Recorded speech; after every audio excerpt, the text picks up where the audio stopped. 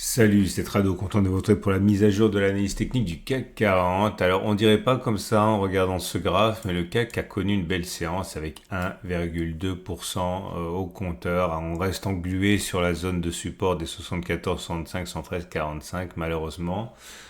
Quand on regarde l'indice parisien et que l'on compare ça à l'indice monde, ça fait vraiment pitié à voir, hein, ça fait de la peine. Regardez ça, l'ETF monde qui inscrit un nouveau record avec des niveaux qui n'ont jamais été atteints auparavant. C'est pareil pour les indices américains, très en forme, qui eux aussi sont sur des niveaux records tout en respectant la structure haussière de l'indice qui ne montre aucun signe de faiblesse, bien au contraire. Le Nasdaq, pareil, très en verve. Alors on n'a pas tenu le record puisqu'on a clôturé à 0,05, mais on a bien inscrit à un moment ou à un autre dans la journée un record ici. Et même le DAX semble mieux l'outil que le CAC 40, en ce sens que non seulement la structure haussière est avérée, préservée, mais on s'en est éloigné de ce support qui est à 1900, 18900 pour le DAX. Et maintenant, je vous remets un coup de CAC 40 et vous allez voir, c'est pas du tout la même musique. On sent que le CAC 40 n'a pas envie de décoller. Et je dis pas qu'on va pas le faire, mais il faut bien imaginer que si les indices américains décrochent, eh bien le CAC 40 ne sera pas le dernier à le faire, hein, puisqu'il est ce qu'on appelle faible. Alors, il y a des éléments qui sont positifs, hein, regardez, bon, c'est des choses qu'on a déjà testées, donc je vais pas le retester. Le stochastique, on l'a testé il y a 2 semaines, ben voilà, hein, il est passé au-dessus de son signal. Il y a une série de signaux et faux signaux ici. Pareil pour le Williams, hein, ce sont des moments qui sont assez difficiles, ça arrive de temps en temps.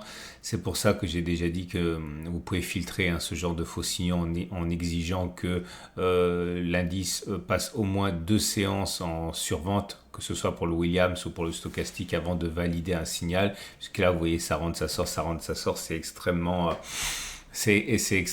nerveux, hein, donc on peut avoir beaucoup de faux signaux, mais voilà, c'est un signal si on s'en tient au passage au-dessus de la ligne de survente, et il n'y a pas d'autres signaux.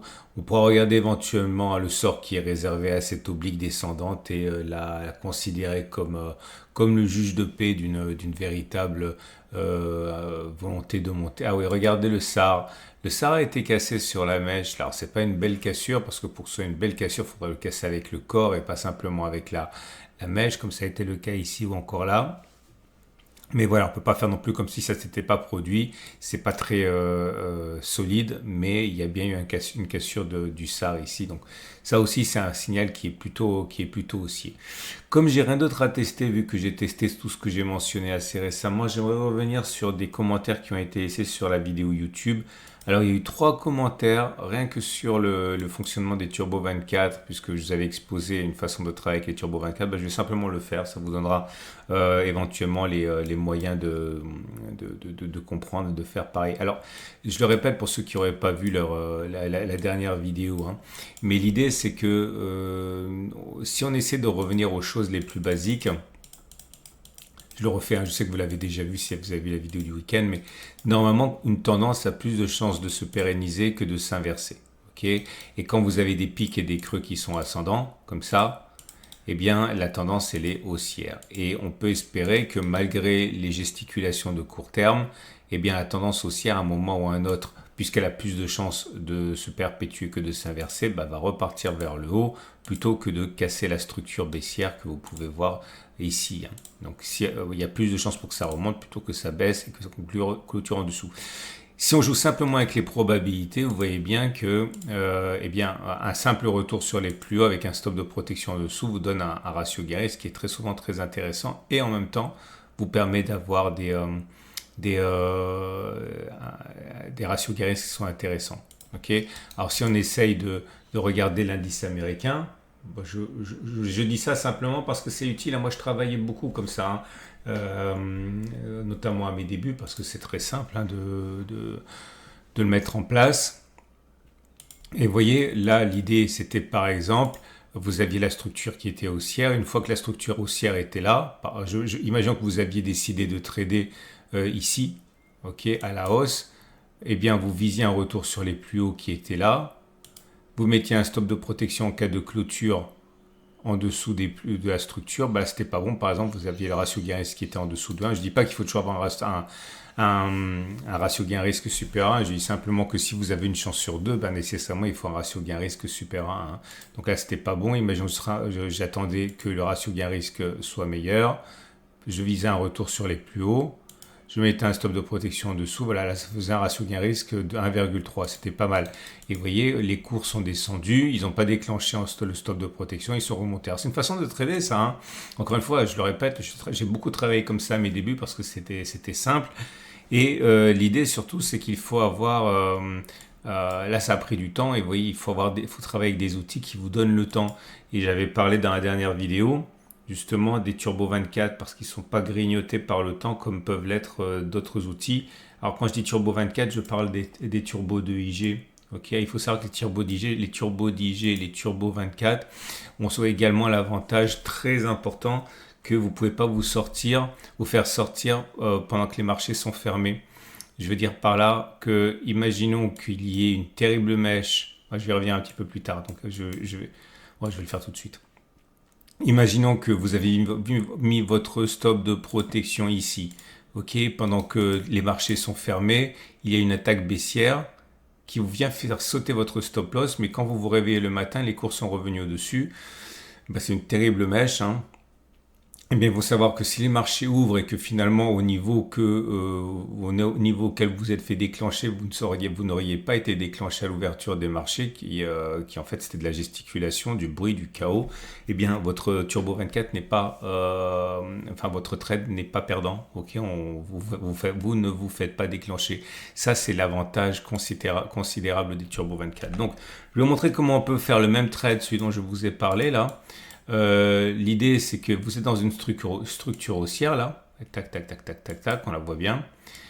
Le stop de protection doit être mis ici, donc ça veut dire en dessous de ce plus bas là, en clôture, hein. Pas simplement en mèche, donc on prend un peu de marge, mais l'idée c'est que voilà, il ne faut pas clôturer en dessous. Et votre objectif, c'est de retourner sur les plus hauts pour valider la structure, comme ça. Et si vous rentrez maintenant, vous voyez que vous avez un bon ratio gain-risque, puisque votre objectif, il est à 5,26 et votre stop de protection, il est à 2,78. Ok, donc quasiment du 2 pour 1, c'est pas mal du tout. Donc si vous voulez passer un trade là-dessus, vous avez besoin d'un long, c'est-à-dire un turbo acheteur, turbo 24 acheteur. Vous prenez un niveau de knockout avec un effet de levier faible. Hein, sinon vous allez, si vous débutez, surtout avec les turbo 24 que vous ne connaissez pas, utilisez un turbo avec un effet de levier faible. Imaginons voilà celui-là. Celui-là a un niveau de knockout à 65-65. Ça veut dire que si les cours descendent jusqu'à 65-65, vous avez perdu l'intégralité de votre mise.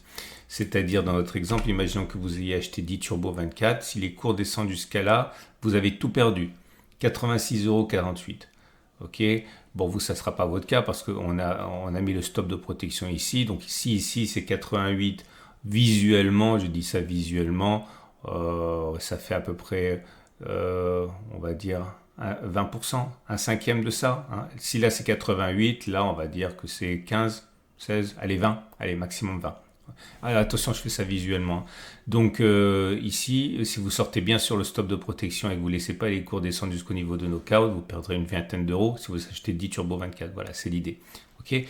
Et dites-moi dans les commentaires, c'est très important, dites-moi dans les commentaires si vous voulez que je fasse ce petit travail avec vous dans l'option, enfin dans la partie plan de trade. Ok, moi je veux bien vous accompagner par rapport à ça. Il y a aussi la vidéo qui s'appelle préparation de la semaine de trading où je fais ça pour d'autres marchés. Mais si vous voulez que je le fasse, demandez-le moi. Moi je veux bien le faire. Hein. Donc surtout, profitez de l'occasion de vous manifester si ça vous intéresse. Voilà. Donc pour faire simple, les plans de trade sont les suivants. Je reviens à vous pouvez le faire éventuellement surtout. Hein, vous avez du Turbo 24 sur l'or, sur le Nasdaq, sur le pétrole, et puis bon, vous avez vu aussi que les mises peuvent être petites. Hein, c'est ça qui est pas mal aussi si vous démarrez. Imaginons que vous avez acheté 5 Turbo 24.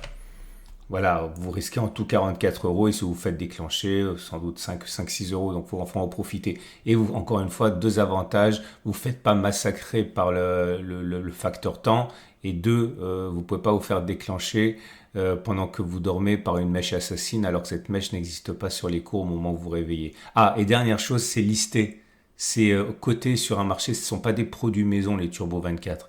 Ok, il y a une bourse allemande où ils sont cotés et donc voilà, clairement, bon, vous savez lire entre lignes, c'est pas des produits maison, on peut pas faire n'importe quoi avec, hein. Donc je reviens à mon trade du CAC 40. Votre rendez-vous avec IG. IG, bien plus que du trading. Une équipe d'experts à vos côtés.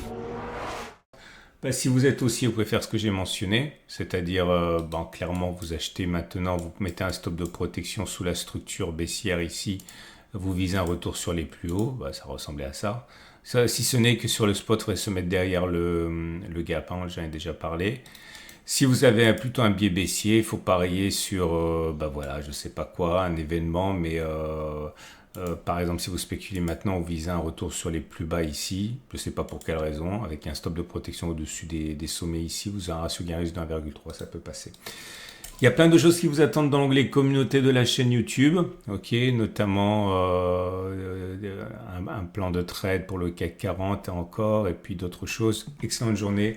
Si vous voulez ouvrir un compte de démonstration avec IG pour tester Turbo 24 en compte démonstration, vous avez un lien en dessous de la vidéo. À demain pour la mise à jour.